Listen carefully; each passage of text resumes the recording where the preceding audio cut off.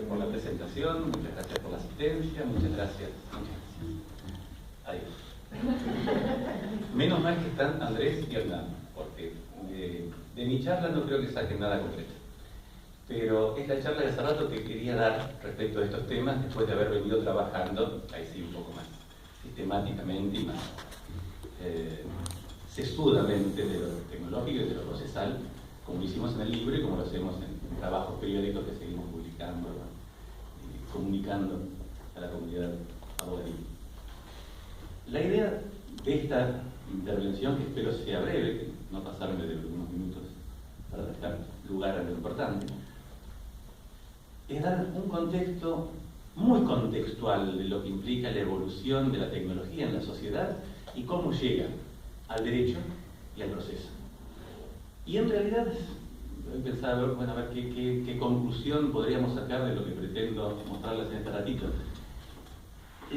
Creo que es puedo justificar por qué las resistencias o por qué nos cuesta todavía encarrilar la maquinaria procesal dentro del molde tecnológico. ¿Por qué?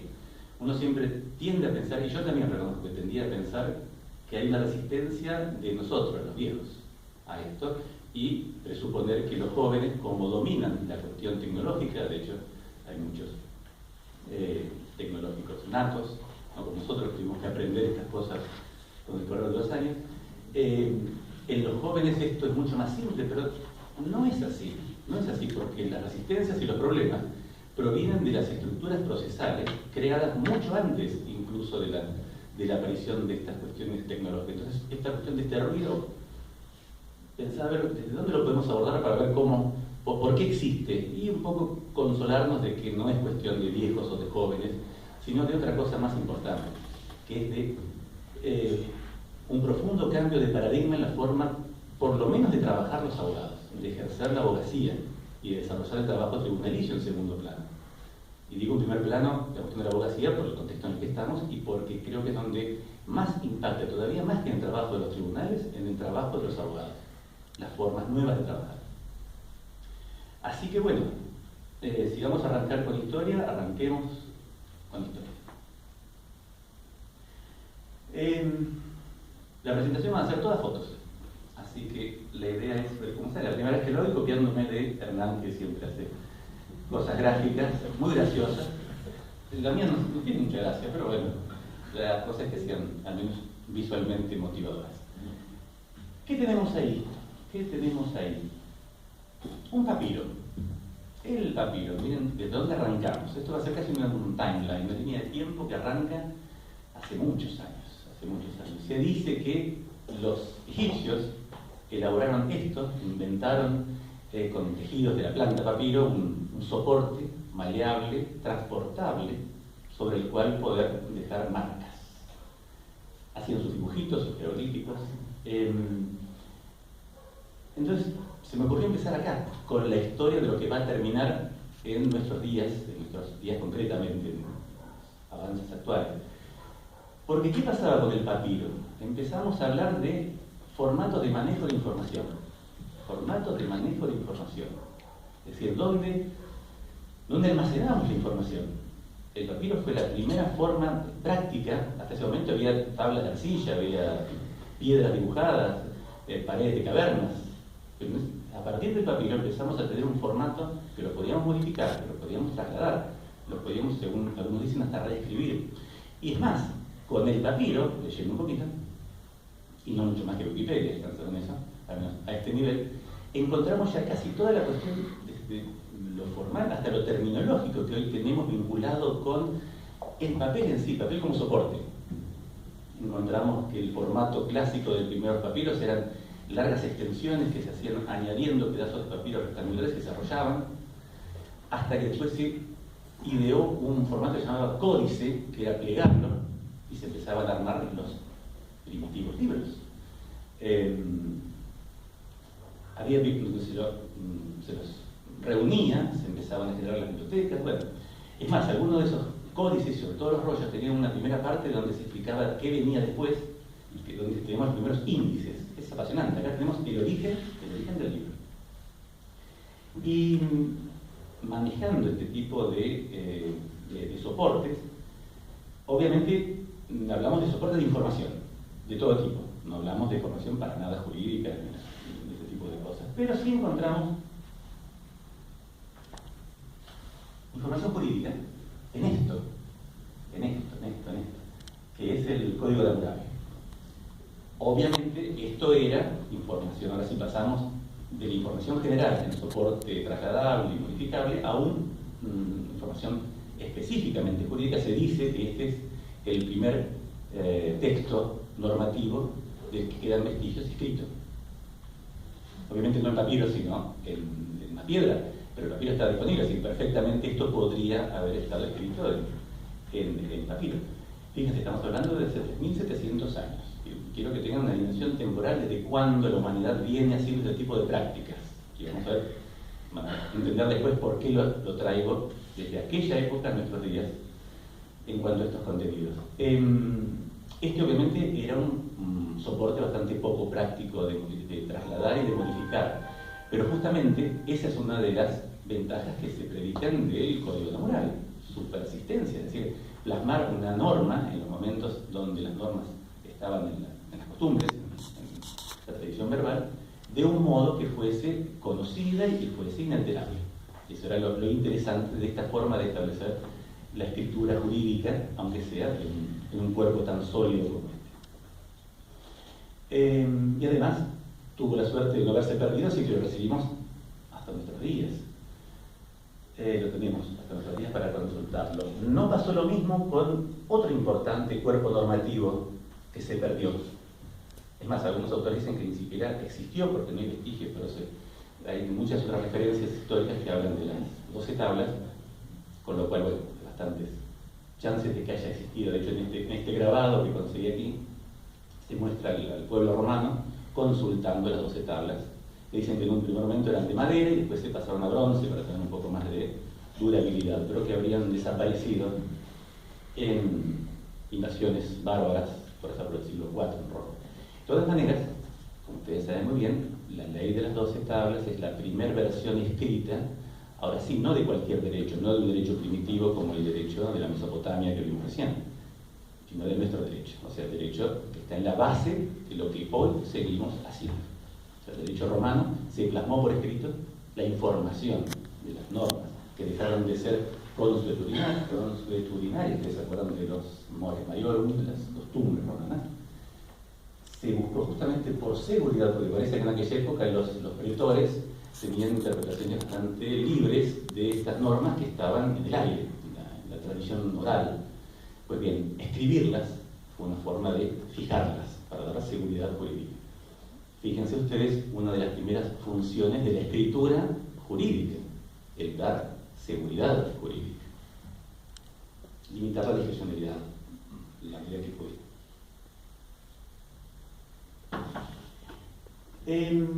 Pero si esto es importante para nuestros fines, esto es mucho más importante.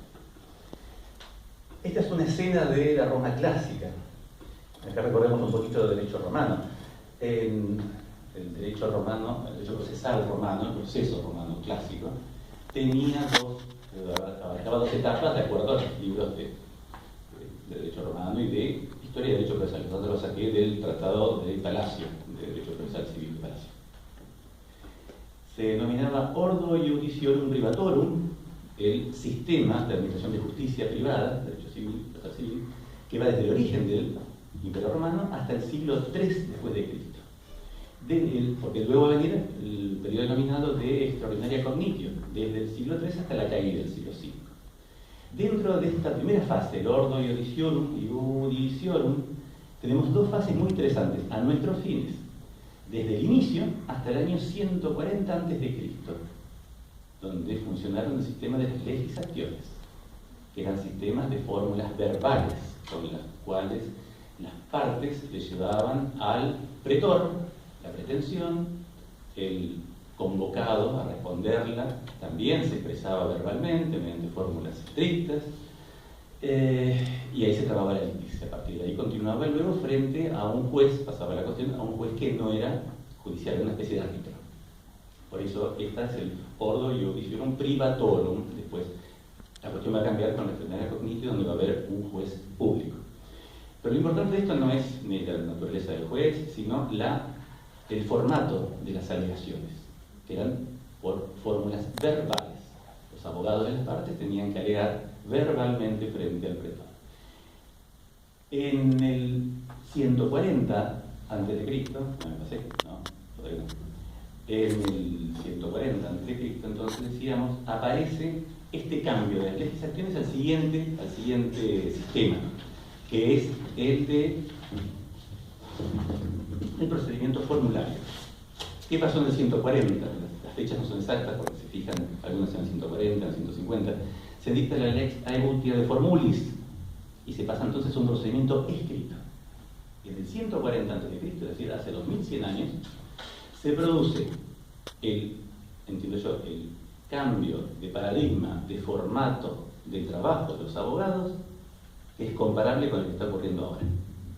Desde ese momento, desde hace 2100 años, las presentaciones son escritas, y escritas en papel o en papiro, o no sé qué hablan de aquella época, pero eran escritas. Hasta ese momento eran verbales. El trabajo del abogado era exponer verbalmente. A partir de ahí era exponer por escrito lo que le pedían las partes. Desde ahí hasta ahora ha ocurrido siempre de esa manera, pasando por toda la evolución del derecho procesal, del derecho romano, al derecho germano, al derecho común, vinculado con el derecho romano, vinculado con los orígenes de la Iglesia, pasando por el derecho indiano, pasando por el primitivo derecho americano y por el derecho argentino hasta nuestros días. Siempre fue de esa manera. Los abogados debían presentar las cosas por escrito y en papel. Por eso es que a partir de este momento, toda la evolución del derecho procesal se sostuvo y se construyó sobre el papel. Sobre el papel. Y no hemos conocido otro soporte desde ese momento hasta ahora. Una nota muy importante de color es lo que ocurre en el medioevo. La ilustro con el cartel de una película.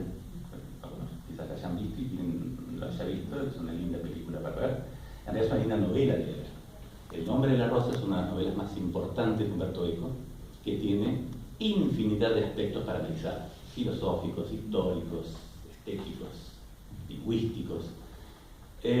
A nuestros fines, a los fines de esta charla, es una reconstrucción preciosa, de la forma estéticamente preciosa, de cómo se trabajaba en las universidades medievales, como por ejemplo la Universidad de Bolonia, que es especialmente importante para nuestro tema. ¿Qué pasaba en Bolonia en el medioevo? Estaban los glosadores.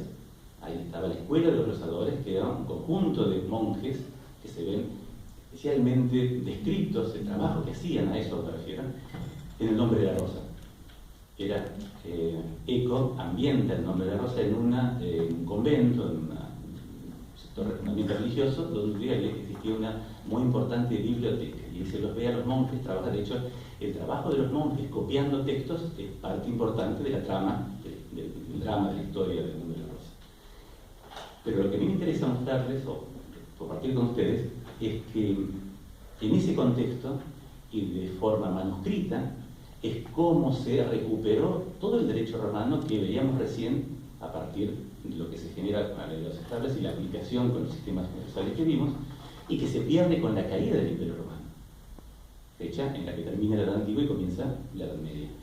Durante la Edad Media se recupera, y lo que hoy conocemos del derecho romano fue recuperado por estos monjes que fueron recomponiendo los textos escritos en diferentes idiomas antiguos, que ellos reunieron, reconstruyeron, tradujeron, unificaron y comentaron. Esa es la escuela de los glosadores, una de las primeras escuelas de interpretación que conocemos cuando estudiamos teoría general del derecho o introducción al derecho. Es fundamental entonces el trabajo, pero también en la película se observa, y también nos imaginaríamos fácilmente, cómo era la forma de elaborar y transmitir y de confeccionar escritos, en este caso de un contenido jurídico. la cuestión de la reproducción de la información era extremadamente costosa, dificultosa, lenta, con la reescritura manuscrita de todos los textos. De muy difícil acceso por la comunidad, porque se encontraban en manos de unos pocos monjes que hacían esta tarea, estaban resguardados en estas abadías, en estas universidades, con lo cual tenemos un formato de reproducción de la información, pero lento, costoso y bastante restringido. Como digresión de Umberto Eco, además del Nombre de la Rosa y muchísimas otras novelas, destaco algo muy útil para nosotros, que es el libro Cómo hacer una tesis, uno de los más importantes libros que he leído y más útiles respecto de cómo organizar el abordaje de una investigación jurídica, en general de ciencias sociales, pero bueno, podemos aplicarlo a lo nuestro, en un contexto obviamente muy antiguo que hoy debería ser reescrita con los recursos de acceso a la información con los que contamos. El autor nos muestra cómo hacer una tesis, un trabajo hecho en base a ficheros, y el caso de un estudiante que hace una tesis viajando de una ciudad de Italia a una más importante con una gran biblioteca, y cómo construye de esa manera el árbol de fichas y el árbol de acceso a los datos que terminan siendo una tesis del aula. Fundamental ese libro aún hoy. ¿Qué otro salto cualitativo podemos dar? El que nos propone este muchacho barbado. ¿Quién es este muchacho? Sí, Gutenberg. Gutenberg, que por aquella época inventa algo revolucionario para la difusión de la información en general y obviamente la jurídica, que es la imprenta de tipos móviles. A partir de ahí, como les decía, los libros se reproducían copiándolos a mano literalmente, con pluma. A partir de este momento se inventa una máquina que permite imprimir muchas copias de lo mismo en tiempo relativamente rápido. Este invento de Gutenberg, que implicaba componer grandes sellos del tamaño de una página con letras que se iban intercambiando, da la base también hasta el día de hoy, y que en muchos casos no se ha visto modificado con el desarrollo tecnológico, porque las bases de la edición de textos que hace Gutenberg es después emulada por los procesadores de textos digitales. Y es más, son los formatos que subyacen a los diseños de publicaciones de textos también en formato web, con las adaptaciones a la interfaz de exhibición, pero que contienen las mismas pautas, y ni que hablar de las pautas de confección de escritos judiciales, que aún las acordadas hoy vigentes, aún están en proceso de reforma, pero la 2514 sigue hablando de márgenes, de sangría, de tipos, de tamaños de tipos de letras, puntos, interlineados. Todo eso fue concebido por Gutenberg en aquella época, hace 570 años. Quiero que vean en cada una de estas imágenes cómo las prácticas de hoy no tienen ni un día, ni dos, ni décadas, tienen siglos de práctica y de desarrollo. Hoy podemos ver, de hecho, cuando veamos la cuestión vinculada con el ebook, uno de los proyectos de desarrollo del ebook se llama Gutenberg, en homenaje al padre de todo esto. Pero hoy también encontramos en los blogs, en los microblogs como en Twitter, en los fotoblogs, en los videoblogs, en todas estas estructuras de difusión de contenido, el embrión lo encontramos en el trabajo de Gutenberg. Y también lo encontramos en algo procesal, que lo hemos visto, lo comentamos en el libro. En el año 98, el juez Toribio Sosa, un juez de Trenquelauquen, cuando era juez de primera instancia, se le ocurrió la idea de hacer una sentencia multimedia, que era incluir en el texto de una sentencia tradicional, pero hecha en formato digital, hipervínculos con acceso a imágenes, o acceso a planos, acceso a pequeños videos donde se veían a los testigos declarando, por ejemplo. Es más, todavía hoy no tenemos en los sistemas mucho más avanzados con los que contamos y se está realizando la gestión del expediente digital, no encontramos todavía una posibilidad de generar un documento de ese tipo que entendemos que es la finalidad de esto. Para eso estamos trabajando. Es más, hoy una de las tantas paradojas que podemos ver en estas cuestiones es que el sistema Cícero, que videograba las audiencias, da lugar a un archivo digital que, hasta lo que sé, solamente encuentra como continente un DVD que se entrega a las partes y se guarda en el expediente. Pero ese archivo digital ahí guardado no integra el listado de archivos que integra el expediente electrónico de la justa.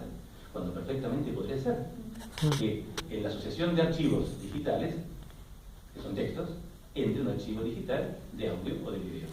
Y después el juez, cuando resuelve, pueda remitir con un link, no a la mención del minuto, que es lo que hoy se hace, sino directamente al tramo del video, una pequeña herramienta de edición que lo contenga. O sea, volver a la estructura de la sentencia multimedia de Toribio Sosa en el año 1998, con mucho menos recursos, muchas menos acordadas y en la protohistoria de todo esto. ¿A quién tenemos acá? El gran Napoleón. En el año 1804 aparece su Código Civil, el Código Civil francés. Es el paradigma de la codificación y el modelo de la codificación de ahí en más para todo el mundo, podemos decir. La codificación moderna la encontramos ahí.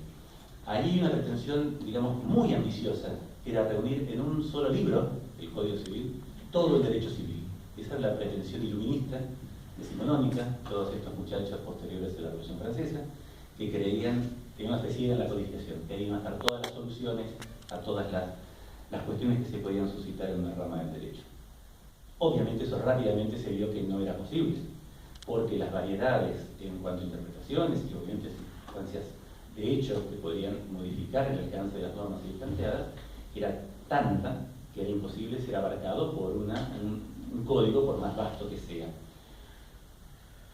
¿Qué pasaría hoy si Napoleón se encontrara, como se encontró en el siglo XIX, trabajando con sus codificadores y contara con los mecanismos de inteligencia artificial o sobre todo con los desarrollos que tenemos de Big Data, con sistemas que permiten procesar muchísima información de casuística, de fallos?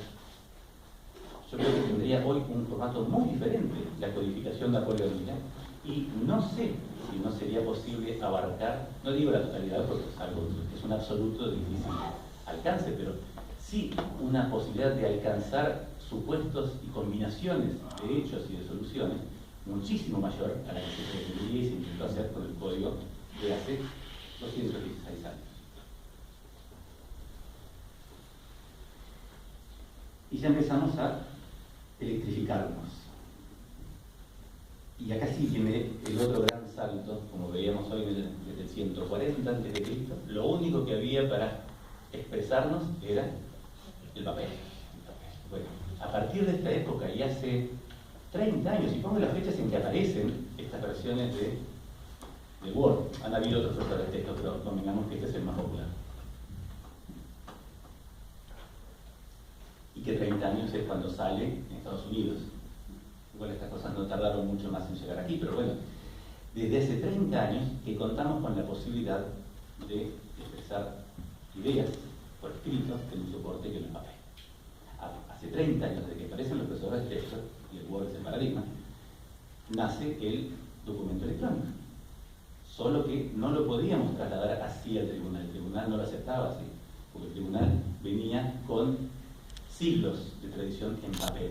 Entonces el formato digital no encuadraba, además era desconfiable, se desconfiaba de lo que hoy en algunos casos todavía se sigue desconfiando, que es de su integridad, de su autoría.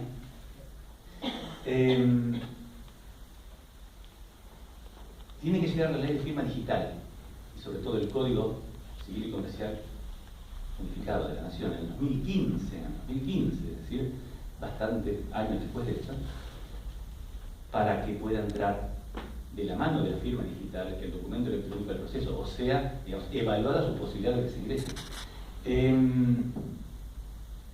Algo muy importante, el escrito procesal se desmaterializa con lo digital. Entonces, de esta manera, gana en muchas otras posibilidades. Pierde en tradición, pierde en regulación preexistente. Todo lo que nuestra forma de trabajar, nuestro sistema, nuestra cabeza procesal, jurídica procesal, estaba formateada para trabajar en papel. Las cargas procesales, muchas de esto ha servido para que, al menos yo, vuelva a repensar el derecho procesal y a ser consciente de que muchas de las cosas que están en el Código Procesal, y que estuvieron desde siempre en el Código Procesal, lo están porque no había otro soporte. Muchas cargas, las cargas de aportar copias, las cargas de producir actuaciones cuando la apelación tiene un efecto que no es suspensivo, cuando es necesario al mismo tiempo revisar y ejecutar la misma sentencia, no podíamos contar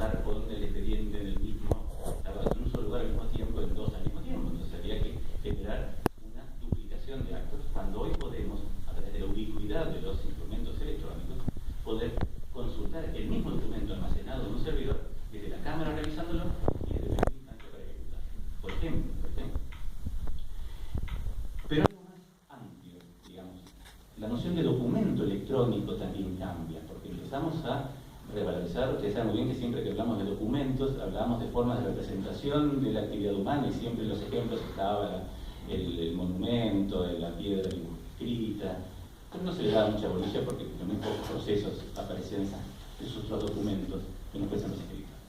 Pero hoy sí tenemos otros documentos, los digitales, que no son escritos y que pueden aparecer en el proceso, como son los sonoros, los documentos sonoros, los videos, los audios, y son muy importantes, y además son muy frecuentes, y hoy están muy a la mano, y además en muchos casos pueden llegar a reemplazar, eso se ocupa hablando en cuestión probatoria, pero pueden reemplazar a los testigos. Antiguamente había muchísimas cuestiones donde el testigo era la prueba esencial, fuera, bueno, obviamente de la solución de posiciones. Pero hoy mucha prueba testimonial puede ser reemplazada por imágenes. Las cámaras de seguridad nos muestran permanentemente los choques en vivo, los hechos de inseguridad en vivo. Y viene toda la otra problemática, cómo incorporamos eso válidamente en el delito. Es el nuevo campo que se abre frente a estas posibilidades. Y aparece el tema del control de la validez frente al desconocimiento de la contraparte, y aparece el fundamental rol de la pericia informática en estos contextos. Y otro coletazo de la digitalización de la información y del documento electrónico está en la información que brinda el tribunal. Y acá aparece la consulta remota de la información digitalizada a través de la mesa de entrada virtual. Otro trascendental y muy práctico cambio en la forma de trabajar los abogados. ¿Qué otra cosa cambia? Aparece la mensajería electrónica, los emails. Por supuesto, han habido otros servidores de correo anteriores a Yahoo. Pero citamos este porque es el que yo tengo, y creo que desde hace 23 años más o menos, la misma dirección. Es uno de los más famosos. Hasta después, los Gmail y los Hotmail y no después. Pero este servidor de correo electrónico es uno de los primeros, de los más importantes, más extendidos, que venía unido a un buscador. Yahoo era buscador, como lo es hoy Google. Pero bueno, no sé si alguien lo sigue usando como buscador. Sigue siéndolo, sí, pero obviamente hoy Google se lo comió. O sea, derrota por paliza a cualquier otro. Lo primero. En la presentación anterior había estado el tocayo de Manuel, Federico, y contó la anécdota cómo Yahoo había perdido, porque le encargó un trabajo a Google y perdió el mercado de esa manera. Sí, es notorio. No conocía la explicación, pero es notorio. ¿Qué cambia acá?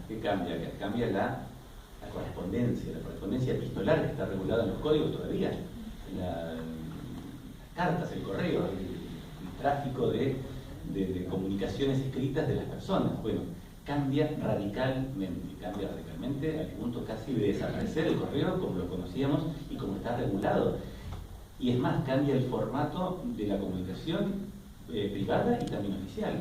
Las cédulas de notificación estaban creadas en base al formato del correo papel. Era una carta oficial que mandaba el tribunal a una de las partes, es más, diligenciada por un cartero especial, que era un cartero oficial, que era el oficial de justicia, el oficial notificador.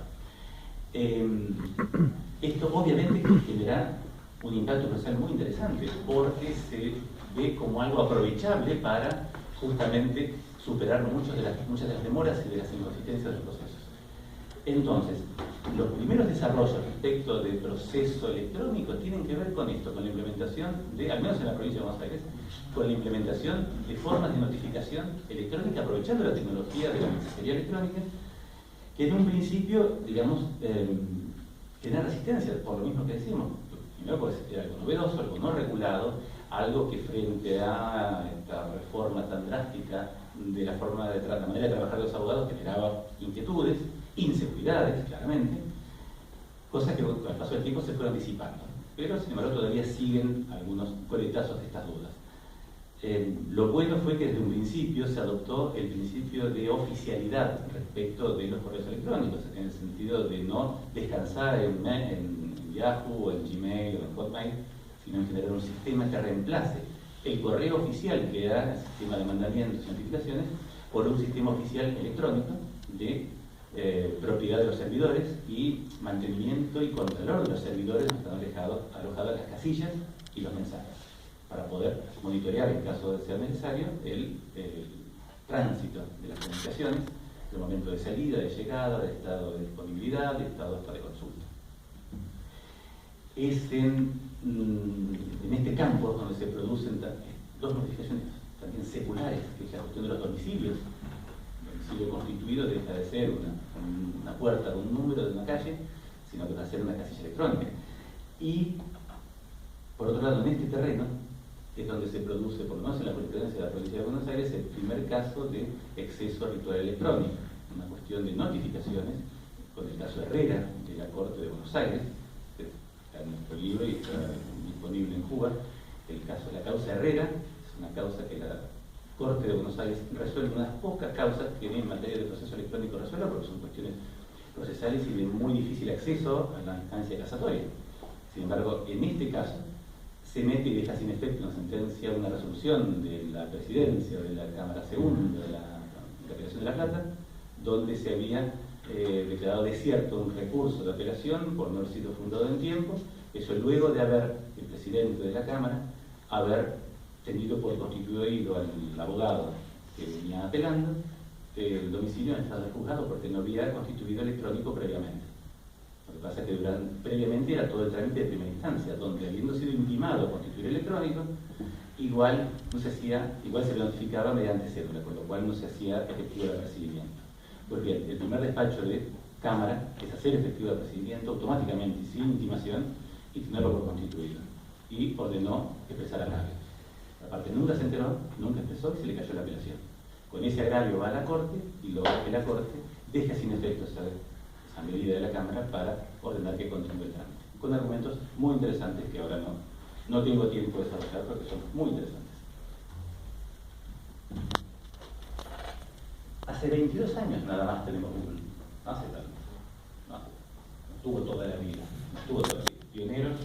Esto no es pionero, esto es, digamos, hoy más importante y fue el que rápidamente ganó el mercado y hoy domina el share de la actividad casi por completo. Sin embargo, en lo que hace como vía de acceso, de indexación y de acceso a todo tipo de información, Sin embargo, en lo que hace acceso a información jurídica y a datos de sentencias de la Corte de Buenos Aires, en principio, tenemos en la provincia de Buenos Aires y en La Plata, en el Departamento de Tecnología de la Corte, los primeros, hace muchos años, como software pionero, no Google, sistema Google, tenemos Juba, pionero en búsqueda de información y rescate de información digitalizada de los fallos, desde hace 15 años antes que apareciera Google, en los años fines de los 80, teníamos el sistema Juba. Muy precario, muy simple en su origen, de OS, ni el sistema de fichas. Sin embargo, Juba fue un salto cualitativo excepcional. Pasábamos de buscar hoja por hoja en índices de acuerdos y sentencias a poder buscar contenidos y fallos, contenidos jurídicos, fallos, mediante un sistema digitalizado. Eso fue un salto tremendo. Yo fui uno de los primeros en usar Juba, en utilizarlo durante los inicios de mi carrera y era una maravilla. Era una maravilla. Hoy, frente a Google, no tiene nada que hacer y mucho de lo que hoy sigue siendo denominado Juba en la página de la Corte no tiene nada que hacer con la búsqueda de Google. Les aseguro que la búsqueda por Google hoy es mucho más efectiva y más rápida que Juba. Pero esto no ocurría así hace 30 años, hace 22 años. En esta línea de tiempo encontramos la aparición de la intervención de este tribunal, que es el que está acá a media cuadra.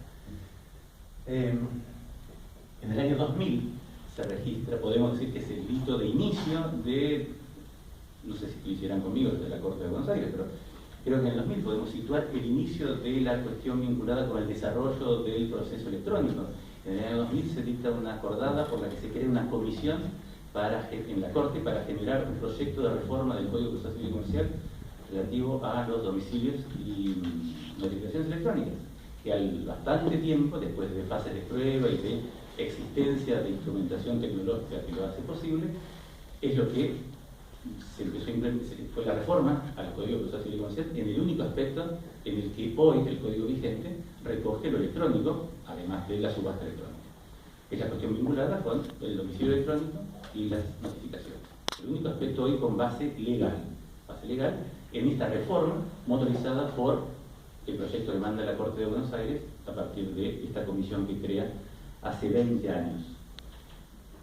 De 20 años para acá, y sobre todo en los últimos 5 o 6 años, la historia es, por todos ustedes, conocida y padecida, con toda la catarata de acordadas, resoluciones, mesas de trabajo, intervención de sectores, consultas públicas, peleas, marchas y contramarchas. Pero bueno, de eso no les voy a hablar porque podrían darme ustedes cátedra. Las redes sociales. Hace 16 años aparecía Facebook.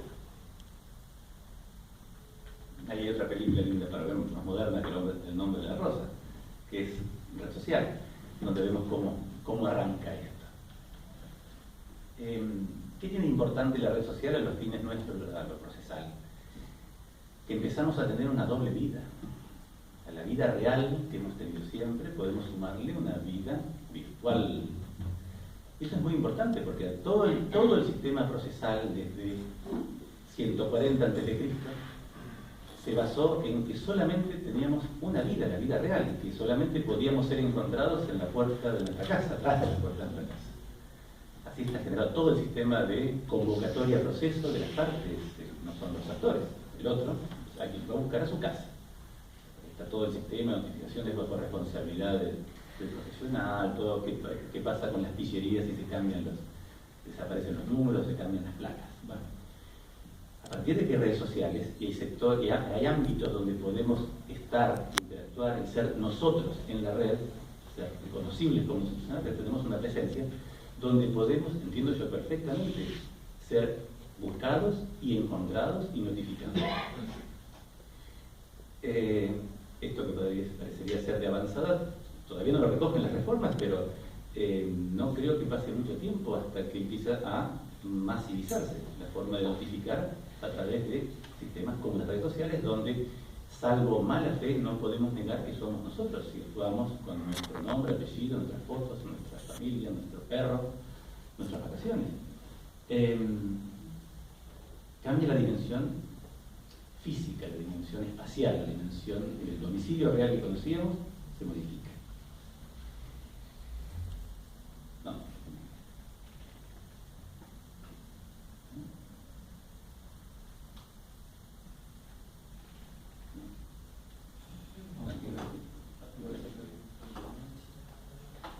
¿Qué tenemos aquí? Es el pajarito del microblogging.